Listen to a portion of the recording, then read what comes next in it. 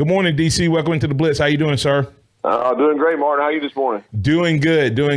Hey, I'm gonna throw a quick sidebar. I was just reading something on the on my computer on Facebook about the top recruit Sanders flipping from Oklahoma to Alabama. I don't know if you got to read that yet, but that's a defensive player. And an Oklahoma guy said, if I played defense, I'd want to play against the archaic SEC offenses too. Hadn't two archaic SEC offenses beat Oklahoma the last 2 years in the playoffs with two Heisman Trophy winning quarterbacks? Am I confused about that?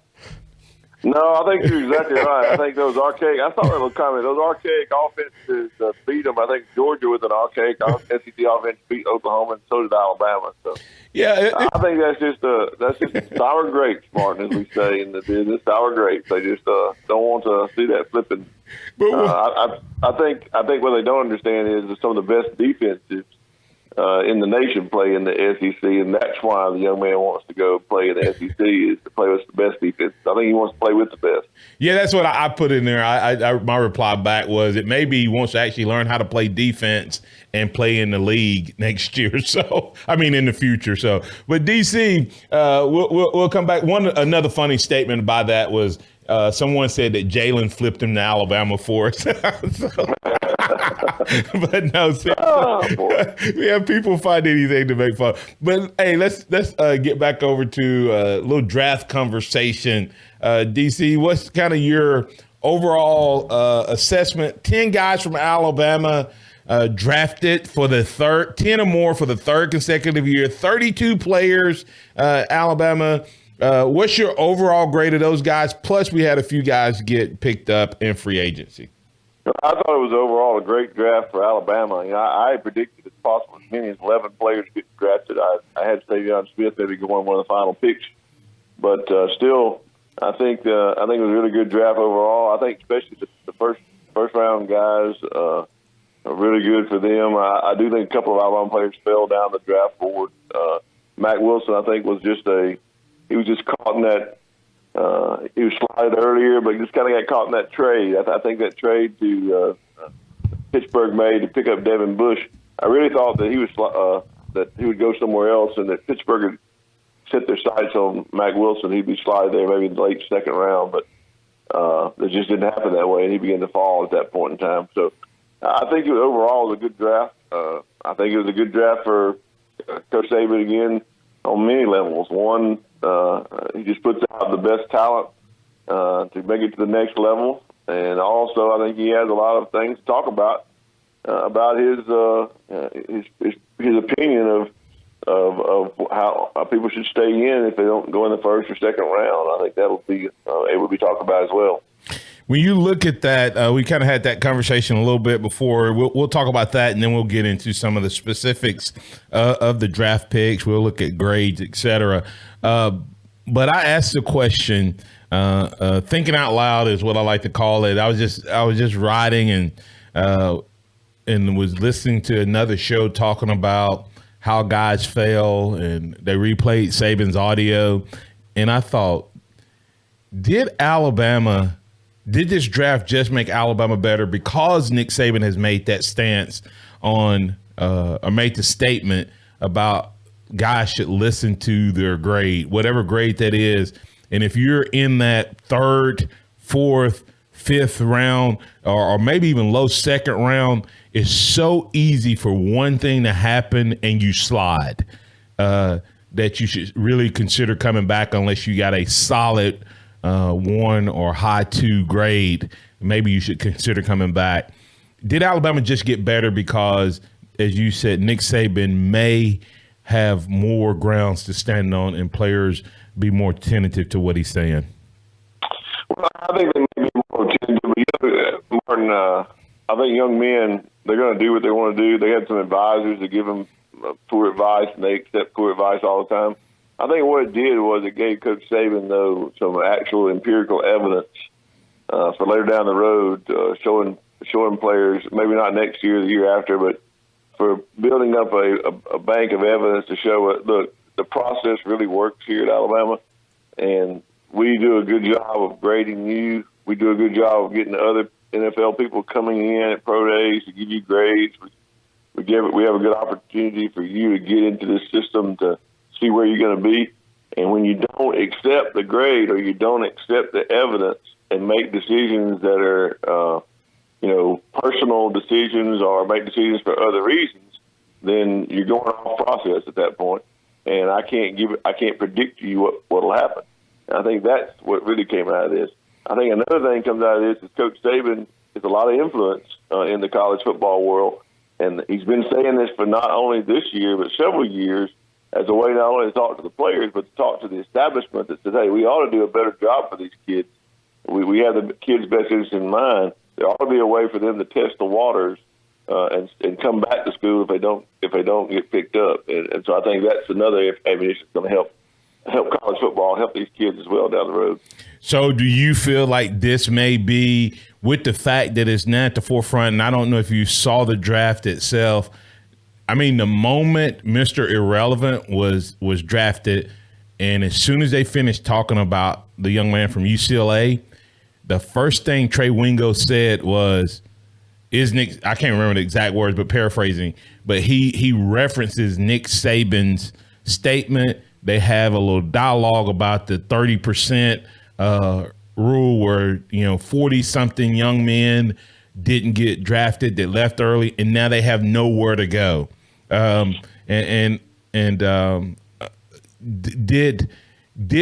Was this enough, or is this enough that this gets conversation going in regards to that? And, do you see it changing?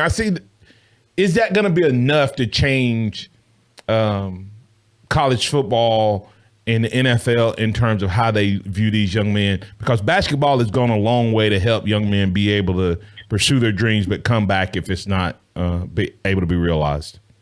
I'm not sure that this year is going to be in itself enough, but I do think it gets it into the conversation simply because this was probably the most watched draft ever.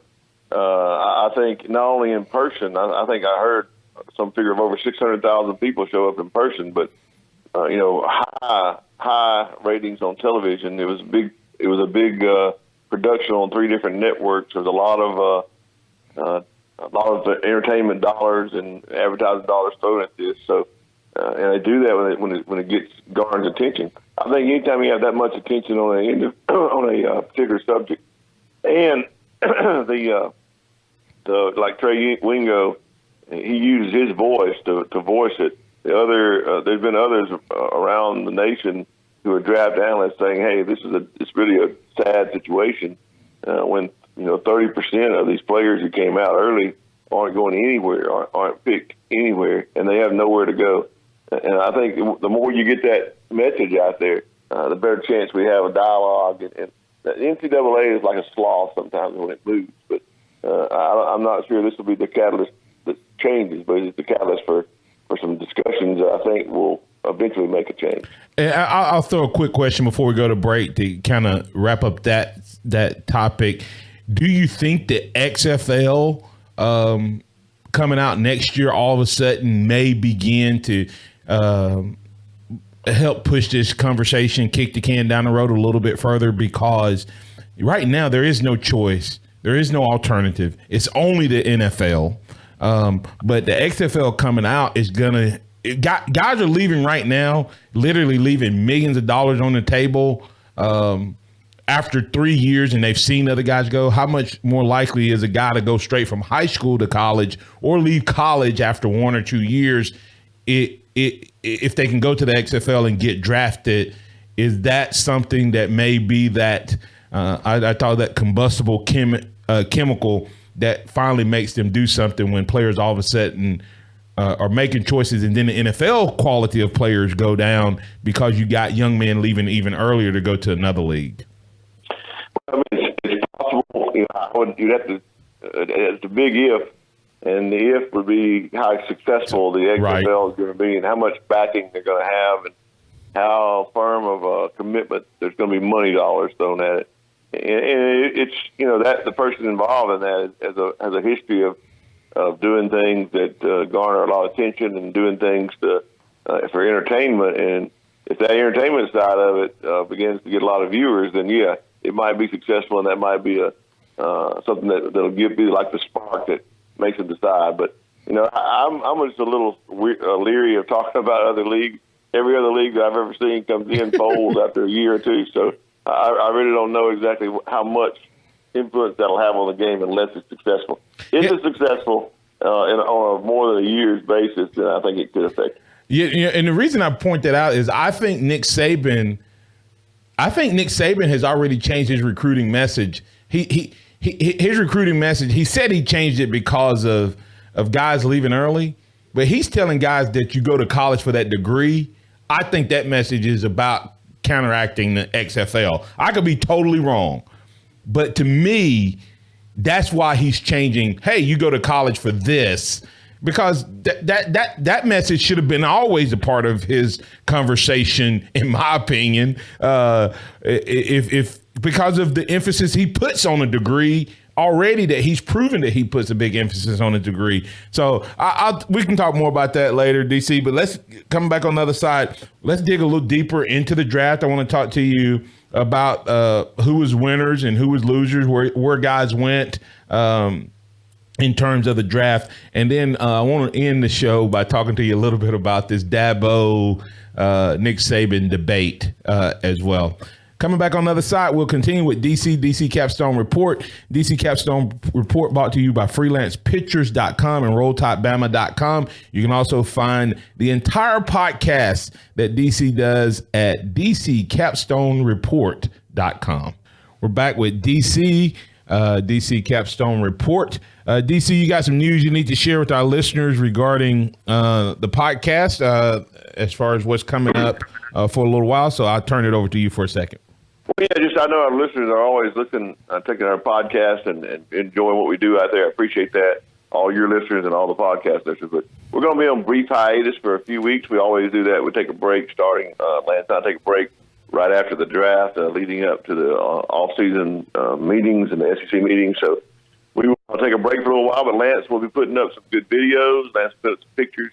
He'll have something for you to see and look at there, always reminding us about the past year in Alabama football. So there's a lot of things for us to look at. Just check us out there at dccapstonereport.com. We'll be back in a few weeks. We'll be telling you each week what we got coming up here when we appear on the Blitz. All right. That sounds good, DC. Thanks for that update. All right. The draft, 10 guys drafted, another 3, 4, 5 guys signing free agent deals.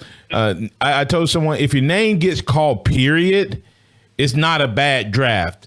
You know, you can have a worse draft than you expected, but there's no such thing as a bad draft if you're among the 250-something players.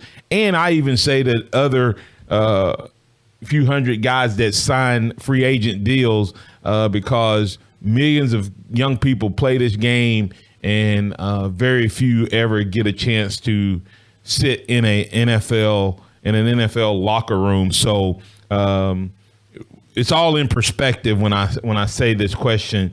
When you look at Alabama's draft, didn't go as well as had hoped for some, and it appears that Terrell Lewis, was he calling out some of his teammates? His tweet, I don't know if you've seen his tweet or not, but it says, "One day or day one, you decide." Was that a subliminal message to some of the guys that may have left early in terms of Alabama in the draft? Well, I don't know if it was a subliminal message, or was he subtweeting everybody, or was he just making a statement? Was he trying to do what Coach Saban's asked all the team to do this year, is leadership? And I think was he trying to say, hey, guys, if you're watching this draft with me, remember, you can make a choice. Are you going to be a day one, or is it going to be one day where you just waiting to get into the NFL any way you can? And I think he was more or less being a good leader in doing that. Not everybody kind of took it, or some people took it as a shot. I don't think he's taking a shot at anybody. I think he's actually stating facts, and he didn't explain himself. That's just my interpretation of what he. You've heard me when I'm preaching, and I tell people, if what I'm saying is offending you, and I don't know your situation, you're probably who I'm talking to. Even though I I didn't have your name or in my head, but if that applies to you, then deal with it. And if it could apply to you in the future, learn from it, I guess, is the best way to take it. Speaking of the draft specifically, guys fail. So I asked this question in the caveat of what I just described about there's no such thing as a bad draft. But which guy, if you had to pick one guy, which guy had the best draft overall? You can take any criteria you want from an Alabama standpoint, from Alabama players. It's hard to say that Quincy Williams being the first pick didn't just fall into a great thing there at New York Jets. But he's the easiest one. I think the guy that got the guy that got probably, or the two guys that probably got the best fits. I think Josh Jacobs hit a home run by being picked by Oakland Raiders where he was. I think he was John Gruden's guy. I think John Gruden has a history of picking guys that from leadership roles, and I think Josh Jacobs' story, his work ethic, his passion for the game, and his hard hitting as a running back is what Oakland needs, and I really think he's going to fall into a great role there. I think in the second round, Christian Miller getting picked up by the Panthers, his kind of hometown team was a big get for him, and also a big get for the Panthers. I think Christian Miller probably has the most athletic ability of that nobody's ever talked about coming out of Alabama as any edge rusher or linebacker. So I think Panthers got a great player, and he fell into a great position as well. And I had even thought about the fit of Christian falling there. The guy had that when you take not money, not when he was drafted, but a guy who made a sacrifice for Alabama and coming back, and then probably got bumped down because of his own teammate, Josh Jacobs. I thought Damian Harris, if you're gonna not be a first-round draft pick, if you're gonna be a second-round guy, and you're going to go to a program that you fit, I thought Damian Harris also had a home run landing with the Patriots because, the Patriots just know how to get you on the field and help you have a nice NFL career. So I like the Damian Harris pick to add to the ones you mentioned. And Damian Harris, he fell into a great spot because he's going to go in with the knowledge of the process already. Yeah. And the NFL picks to go to the Patriots that don't make it are the ones that can't fall into the regiment of the process. And I think he'll already have that behind him by the time he gets there. He's going to be a great leader for that team, and once he shows that leadership and his athletic ability, I've never questioned. I think he'll really do good in the Patriots. And to flip to the other side of that coin, which guy do you think ended up with the worst draft overall, considering? Well, I think based on where he was slotted to go and where he ended up, I think it has to be Mack Wilson in the slide so far down. I mean, going to Cleveland Browns, who's an up-and-coming team, and he's probably going to have a chance to play there. But, I mean, as far as the money that he's going to make, I think it was probably the worst slide of any of the players of Alabama. And I would agree with him sliding, and I would put Deontay Thompson in that category as well, because I think if Deontay Thompson is because I think Deontay Thompson probably had the biggest potential to increase his stock next year. I think Mack Wilson, if he came back next year, would have the same hurdles he had this year in terms of getting into that first round and staying there. But he could have gotten more film. I think he could have corrected some of the off the field. I think Deontay Thompson is a first round guy that just needed another year to show that, and I think he would have been one of those guys as well. So I can agree with you. I don't think his slide has been as publicized because I don't think anybody had slotted any higher because he didn't have that much. I don't think he slid as much. That's why I was saying that I don't think he slid as much as Mack Wilson did.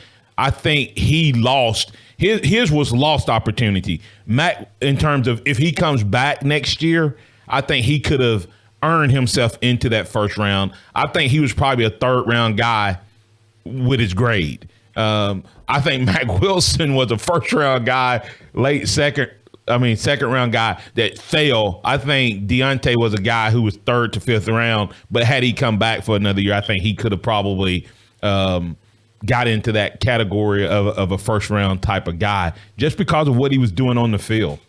Yeah, and also the fact that the value that the NFL has placed on safeties and defensive backs right now. Yeah. In that draft, that was a large draft. A lot of safeties came off the board before Deontay Thompson was taken. So, yeah, I think he could have really improved his position by coming back. You're correct. Absolutely. Coming back on the other side, DC, I want to talk to you about Dabo Swinney, Nick Saban. Is Dabo Swinney? I mean, in one category, there's no question he's top dog. He has the contract to prove it. But is Dabo Swinney is he doing some things, or there's some things that happen that is positioning Dabo Swinney to settle himself firmly on the top of college football? We'll talk about that conversation and more right here on the Blitz with DC and DC Capstone Report. Dabo and Coach Saban. Head-to-head on the field the last 4 years, it's 2-2, but I always go it's 2-1 in national championship games, and could be 3-0, or it could be 2-1 favor of Saban. I think but Dabo clearly won the last one on draft night, and then last week, DC. I don't know if you saw this, but Nick Saban, who has this reputation as being robotic and all business and whatever, has hip surgery. 2 days later, he's back at work. Okay, and then he says that players aren't made the way they used to be made. Then Dabo is seen at the draft giving his first round draft pick a wet willy. I mean, and so it's these two diametrically opposed forces, but they're both right now equal. Is this more fodder to the Dabo Swinney story that he's positioning himself to take over as the king of college football? Because the results don't lie in terms of head-to-head, and he's creating a different culture that many people, and I'm not saying I'm one of those, but many people believe may fit this generation a little better. I think that's the talking points out there, that those who are in the camp that say I think Swinney is overtaking Saban is because of his style of coaching and because of the actual victories he's had on the field. And that's to be expected, Martin, after this last year. This last year, Alabama got whipped pretty good by the Clemson team in a blowout. And I think Swinney did coach. He made a statement after the game that they spent very little time on Notre Dame and spent the entire time that they could trying to out-coach Coach Saban and beating Alabama. So I think it's important to him. But I think those people that are talking like that are looking at a very microcosm of the idea of who's the better coach at this point in time. I don't think there's any doubt that Coach Saban is still top dog in the coaching when you look at the body of work that he's been able to produce. Now, this society, though, is a society of what have you done for me lately? So all that society looked at is that he's up and coming. He's a passing Coach Saban, but you got to look at I always like to compare apples to apples, not orange to orange. So if you're going to say he's a better coach, he needs to have coached and played. His team's played against the same competition that the Alabama's played against. I don't think anyone can make that argument. I know they like to say that the ACC is just as good as the SEC, but you can look at the draft this year and see that the number of talented players the ACC has as opposed to the SEC is still a pretty vast valley there that separates them. So. Yeah, and so with that said, DC, Dabo Swinney gets a $90+ million contract, has I call it the Alabama clause in it. What message is that sending to Dabo or to his team or to the University of Alabama when it's 150% of whatever the other buyout is, an additional 50%? I think they're sending that they know he's an Alabama guy, and they know that he may, if he wants to go anywhere. I believe Clemson believes that he wouldn't go anywhere except the University of Alabama, and they're going to make it harder, twice as hard for him to do that, to make that choice. And I think a lot of folks have said, well, he's the heir apparent to Coach Saban. He'll come to Alabama. I'm not so sure that he wants to come and coach in the SEC. I think he could and could be a good coach, but I think, why would you want to leave? You got the best, got a great setup there in the ACC. It has very little competition. Get a chance to recruit and go against the probably one of the weakest teams during the year. And if you want to come to the SEC and join the SEC West, and probably join the toughest sub-conference in the conference, why would you want to do that? Go ahead. I really believe that there's a lot of folks just speculating on that. He could come, and it could be a great thing for him. Maybe his desire to come coach at the University of Alabama, or he may be so well entrenched at Clemson now that'll be hard for him to make that decision. And who knows? I mean, Coach Saban could coach another 5, 6, 7 years, and it may be all different.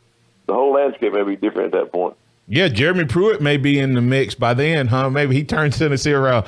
But I told someone Dabo is the Bear Bryant of Clemson. The only way he comes back, if it was immediate, I think it lessens the chance. I think if he actually goes on and just does unbelievable, and Saban coaches for a while, and he reaches like you said, 5, 6, 7 years from now, Dabo has 3 or 4 more championships. I think he'll want to test himself at that point. But if it happens immediately, I don't think he would be willing to jump. I think his kids also play a role in that. But in closing up the conversation, DC, when you look at the landscape of college football and this whole Dabo Saban thing, do you see those two teams as the likely 5 in a row, 5th year, and if who comes out on the top now begins to take back over that lead, because now they're battling in recruiting, which hasn't happened in the past as well? I think everybody else. That's kind of what everybody's going. I mean, you have your occasional Ohio State, Georgia, Notre Dame, Oklahoma that gets in the mix, but right now it's Alabama and Clemson battling out. I think we're on a collision course for another Alabama-Clemson showdown, either in the football playoffs or in the championship game, which is absolutely amazing and crazy. I don't have a vote yet on whether Dabo's taking his spot or not, DC. So I'm gonna let you leave with. Right now, it's yet to be determined. DC Capstone Report's going to take a little hiatus for a couple weeks post-draft. That's what they always do, but there'll still be some great videos and pictures and things of Alabama football there. DC, tell our listeners real quick, though, how they can stay up with you and any articles or different things you may be tweeting out. Yeah, if you want to check me out on Twitter, if you have any questions, you can tweet me at DavidCott50, at DavidCott50, DavidCott. All right, that's at David Cott 50.